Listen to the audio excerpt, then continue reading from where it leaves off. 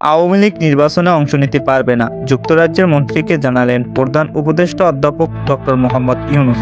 আগামী জাতীয় নির্বাচনকে আবার সুষ্ঠু ও আগ্রহমূলক করার প্রতিশ্রুতি পুনর্ব্যক্ত করেছেন। কার্যক্রম নিষিদ্ধ আওয়ামী লীগ আগামী জাতীয় নির্বাচনে অংশ নিতে পারবে না বলেও তিনি জানিয়েছেন।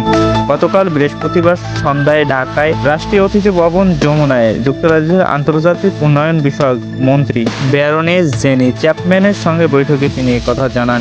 বৈঠকে আসন্ন নির্বাচন, অবৈধ অভিবাসন, বাণিজ্য সম্প্রসারণ, রোহিঙ্গা সংকট, বিমান ও নৌখাতে দ্বিপক্ষীয় সহযোগিতা সম্প্রসারণের কিছু বিষয়ে আলোচনা হয়। প্রধান উপদেষ্টা বলেন, আগামী ফেব্রুয়ারি প্রথমার্ধে সময়মতোই নির্বাচন অনুষ্ঠিত হবে এবং তা হবে অন্তর্ভুক্তিমূলক ও আগ্রহমূলক। তিনি আশা প্রকাশ করেন, এই নির্বাচনে বিপুল সংখ্যক নতুন ভোটার প্রথমবারের মতো ভোটাধিকার প্রয়োগ করবেন। গত 16 বছরে স্বৈরতার সময়ে টানা 3টি কাটাছেঁড়া নির্বাচনের কারণে তারা ভোট দিতে পারেনি বলেও মন্তব্য করেন তিনি। অধ্যাপক ইউনূস জানান, সন্ত্রাসবিরোধী আইনের আওতায় কার্যক্রম স্থগিত থাকায় এবং পরে নির্বাচন কমিশন দলটির নিবন্ধন বাতিল করায় আওয়ামী লীগ নির্বাচনে অংশ নিতে পারবে না। এছাড়া দুদকের মাধ্যমে বাণিজ্য ও সহযোগিতা বাড়ানোর সম্ভাবনা নিয়েও আলোচনা হয়।